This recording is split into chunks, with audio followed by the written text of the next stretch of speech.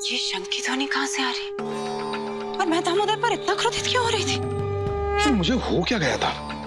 मुझे नंदरानी पे इतना क्रोध क्यों आ रहा था? दामोदर जी, आप ठीक तो हो ना? नंदरानी, आप तो बोलने लगी।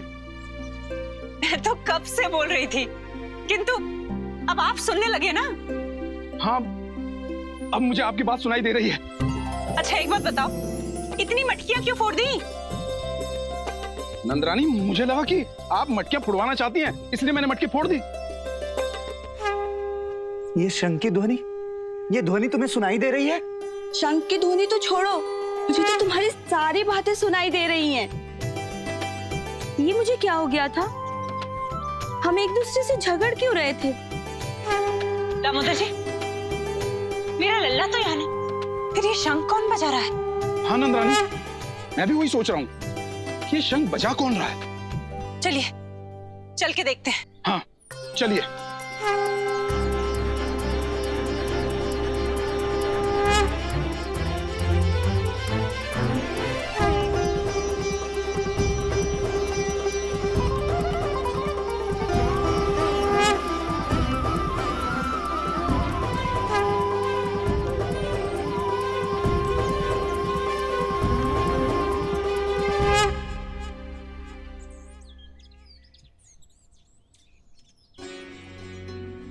काकी, आप यहाँ?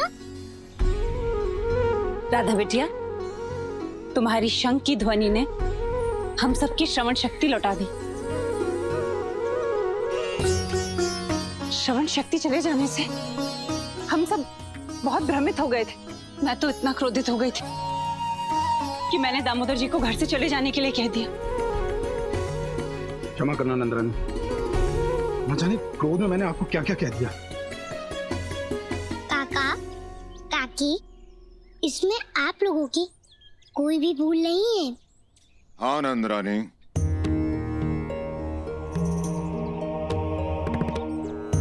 प्रणाम गुरुदेव। प्रणाम गुरुदेव। राधा सत्य कह रही है, यह अनर्थ कर्णासुर की आसुरी शक्ति के कारण हुआ था।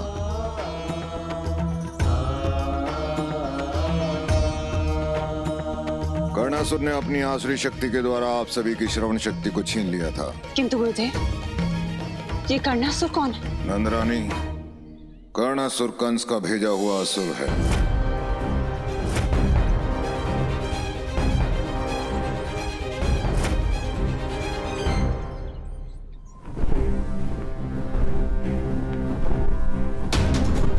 हे पक्षीराज, थोड़ा और शीघ्र चलिए। यदि देवीला को समय पर उनके कर्ण कुंडल नहीं मिले तो बहुत बड़ा अनर्थ हो जाएगा, क्योंकि उनके प्राण भी जा सकते हैं।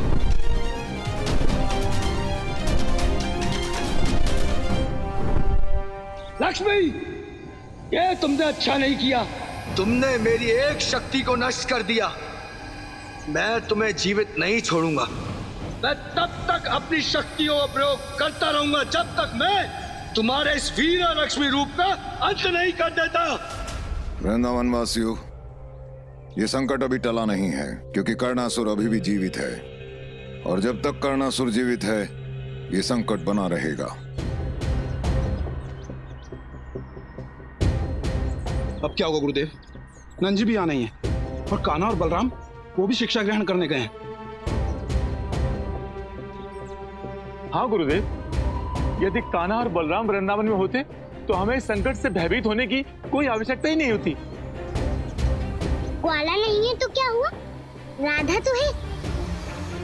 और वैसे भी ग्वाला तो केवल अपना नाम करता था, सारा कार्य तो हम ही करते थे। इसलिए हमारे रहते आप सभी लोगों को किसी भी संकट से भयभीत होने की कोई आवश्यकता नहीं है। राधा सत्य कह रही है। हम सभी वृंदावन वासी मिलकर इस संकट का समाधान ढूंढेंगे। यदि हम सब साथ हैं तो हम सब मिलकर एक संगठित और सम्मिलित प्रयास से बड़े संकट को भी पराजित कर सकते हैं।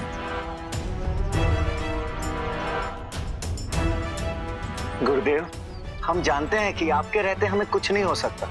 आप जैसा कहेंगे हम वैसा ही करेंगे गुरुदेव।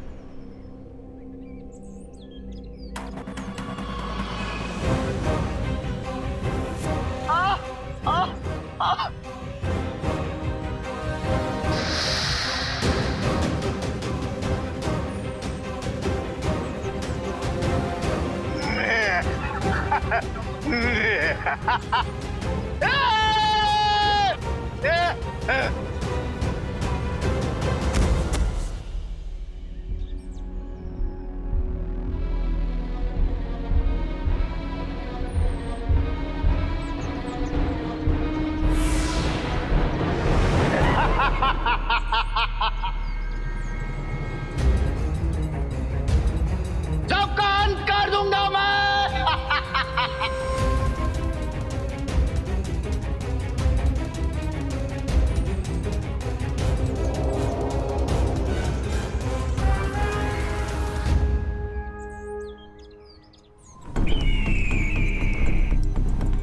पंचीराज, हमें सूर्यास्त से पहले सूर्यलोक पहुंचना होगा।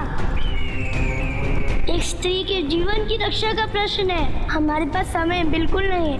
आपको और तीव्र उड़ना होगा। प्रभु, बस थोड़ी देर में हम सूर्यलोक पहुंचने वाले हैं।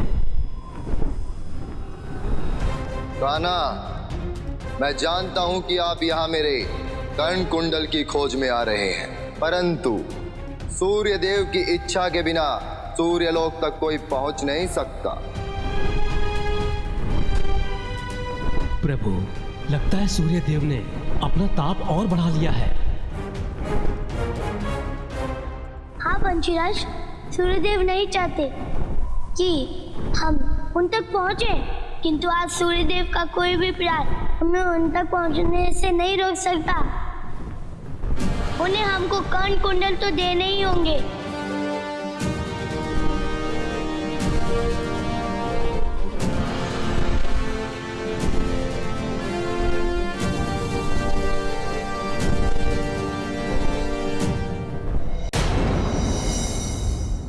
वीरा लक्ष्मी का क्या हुआ? और क्या हुआ तेरी शक्तियों का कर्णासुर?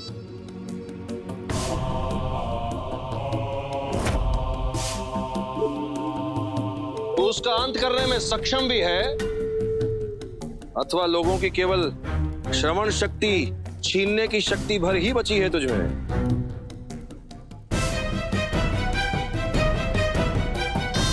कर्णासुर!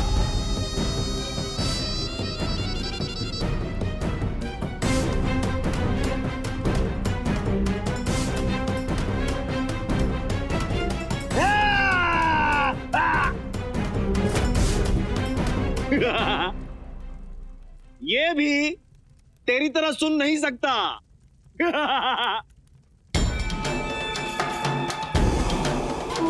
मौन व्रत रखा है क्या तूने? या लोगों की श्रवण शक्ति छीनते छीनते तू भी बहरा? असुरराज, मैं राधा का अंत तभी कर सकता हूं जब वह वीरा लक्ष्मी का रूप धारण करे।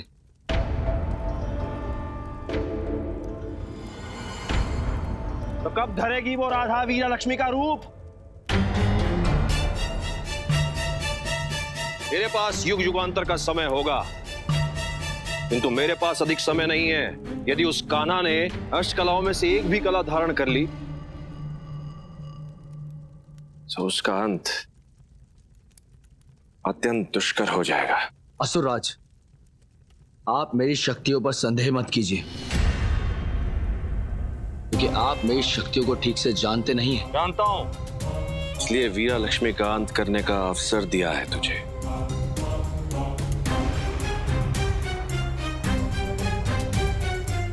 किंतु तू ये नहीं जानता कि वो छलिया कान्हा मेरे बने बनाए खेल को अपने पक्ष में कर लेता है। इसलिए चेतावनी दे रहा हूं तुझे। असुरराज, मेरी एक असुरी शक्ति का नाश हो चुका है, परंतु मेरी दूसरी असुरी शक्ति मैंने वृंदावन वासियों के भीतर प्रविष्ट कर दी। अब राधा को वीरा लक्ष्मी का रूप धारण करना ही पड़ेगा।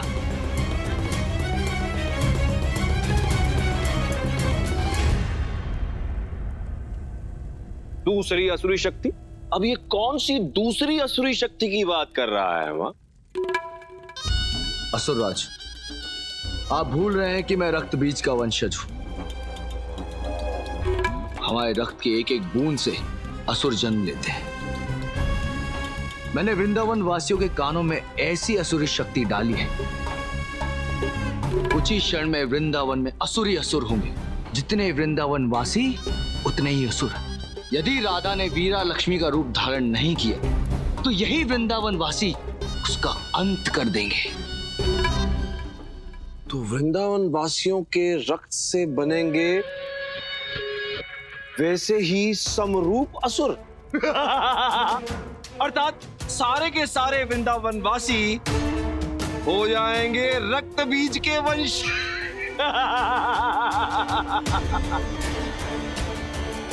अब तो धारण करना ही होगा ना तेरी उस राधा को वीरा लक्ष्मी का रूप।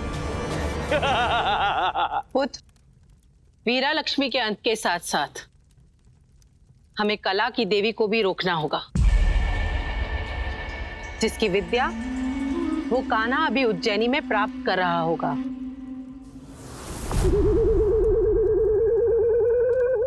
माता माता माता दानू माता, ये ऐसे छोटे मोटे कार्य के लिए भगवान कंस से काहे कष्ट दे रही हो? अरे हम है ना वाकई परम भक्त भद्राज, हम जाएंगे उज्जैनी और वो कला की देवी को गला दबा के वाको काम मक्खन कर देंगे। काम मक्खन नहीं करना है भद्राक्ष, केवल रोकना है, विघ्न डालना है। काम मक्खन तो वीरा लक्ष्मी का होगा। समझ गो भगवान, मात्र रोकनो है।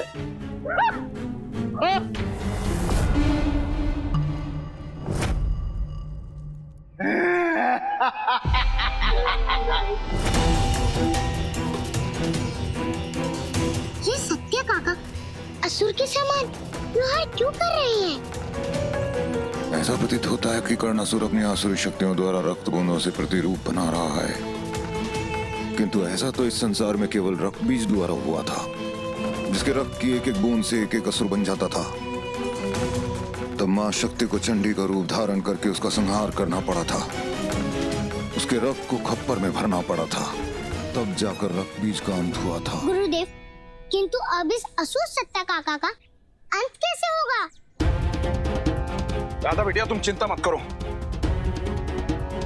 सत्या के लिए तो हम गांव वाले ही काफी हैं, हम ही इसे ठीक कर देंगे। सावधान दामोदर, इस आसुरी प्रतिरूप की शक्तियों और कमियों के विषय में हम कुछ नहीं जानते। ऐसा ना हो किसी प्रकार का उत्तेजित प्रयास किसी बड़े अनर्थ का कारण बन जाए। गुरुदेव, अनर्थ तो तब होगा जब हम इस सत्या के इस असुरी रूप का अंत नहीं करेंगे। चलिए गांव वालों, अपनी अपनी लाठियां उठाइए, आज हम भी देखते हैं कि असुर जीवित कैसे रहता है।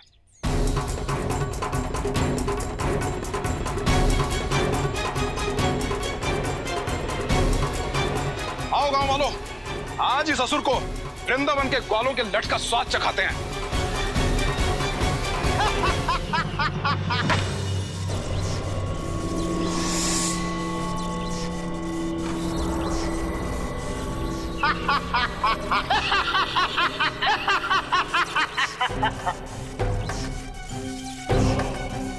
ये क्या हो रहा है? इस असुर के शरीर से तो असुरी ऊर्जा निकल रही है।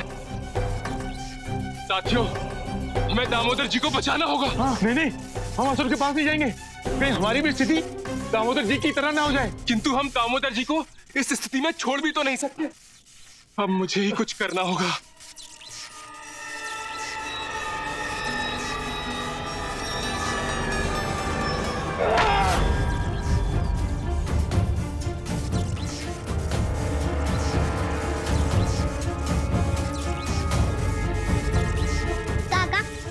लोग देख के रहे, सहायता कीजिए दामोदर काका और गिरधर काका की।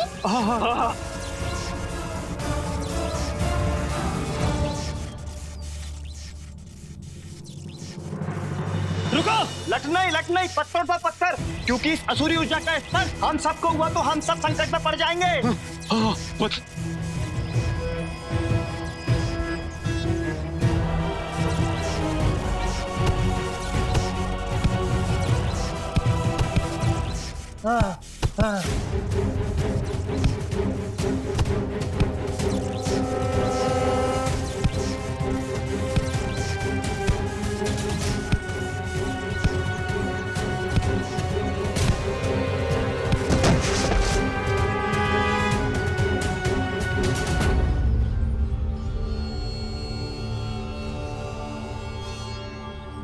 ठीक तो हो? हाँ, जीवन बच गया बस। हाथ पैर तो ऐसा प्रतीत होता है कि बचे ही नहीं। और तुम सब गांव वालों ने उस असुर से अधिक तो मुझे पत्थर मारे हैं। दामू काका, कभी कभी जीवन बचाने के लिए पिटाई खानी पड़ती है। हाँ राधा बिटिया, तुम भी हंस लो, किंतु मैं उस सत्य असुर को छोड़ूंगा नहीं। और तुम सब गांव वालों को भी नहीं छोड़ूंगा जिन्होंने मुझ पर पत्थर बरसाए हैं। तुम्हें तो मैं बाद में देखूंगा, अभी तुम सब चलो उस असुर के पीछे। हाँ दामोदर जी, आज वो असुर बचना नहीं चाहिए। चलो, और सुनो, सब लोग पत्थर से मारेंगे, पत्थर उठाओ।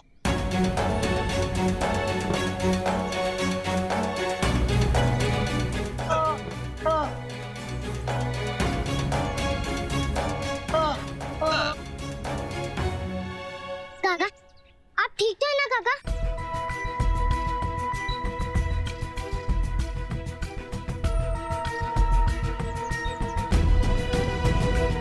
उस आसुरी प्रतिरूप पर होने वाले प्रहार आक्रमण का प्रभाव सत्य के शरीर पर क्यों हो रहा है?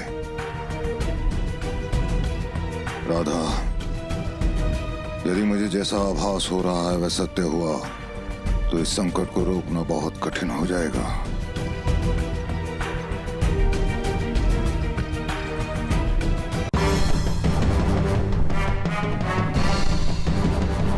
प्रभु, सूर्य देव के अत्यधिक ताप के कारण मेरे पंख में आग लग गई है, जबकि आज से पहले कभी मुझ पर किसी अग्नि का कोई प्रभाव नहीं हुआ था। पक्षीराज, ये सूर्यदेव का अहंकार है और हमें उनके अहंकार को रोकना ही होगा।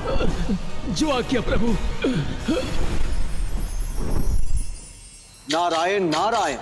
प्रभु, ये सारा संसार जानता है कि इस समय देवी राधा और देवी ईला पर संकट है, और इस संकट का निवारण केवल कर्ण कुंडल से हो सकता है। प्रभु, संसार के हित के लिए सूर्य देव को प्रसन्नता से इस कर्ण कुंडल को कान्हा को सौंप देना चाहिए, किंतु सूर्य देव कान्हा का सहयोग नहीं अपितु उनके कार्य में बाधा डाल रहे हैं। ऐसा क्यों प्रभु? देव ऋषि, यही तो इस संसार की विडंबना है। संसार में कभी कभी व्यक्तिगत मोह और स्वार्थ जनहित के कार्यों से ऊपर हो जाते हैं। इसीलिए कर्ण कुंडल के प्रति मोहग्रस्त सूर्य देव इसे किसी को देना नहीं चाहते। नारायण नारायण। किंतु प्रभु, सूर्य देव का कर्ण कुंडल के प्रति ये व्यक्तिगत मोह सूर्य देव के गरिमा को शोभा नहीं देता प्रभु। हाँ देव ऋषि, इसलिए कान्हा आज स्वयं सूर्य देव के पास जा रहे हैं,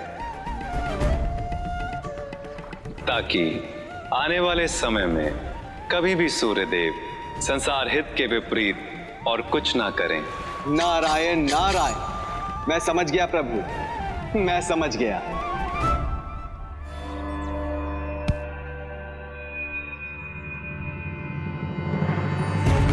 गांव वालों, यह असुर चारों ओर से घिर गया है, मार डालो इसे। किंतु ध्यान रहे, दूर से कोई भी इसके पास नहीं जाएगा।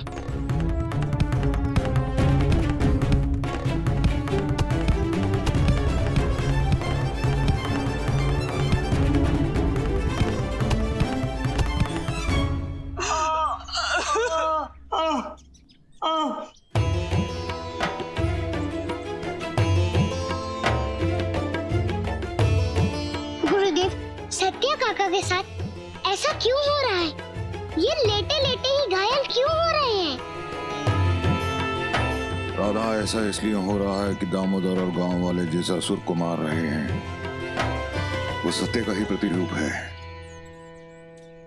उस असुर पर जो भी चोट पड़ेगी उसका प्रभाव सत्य पर भी आएगा।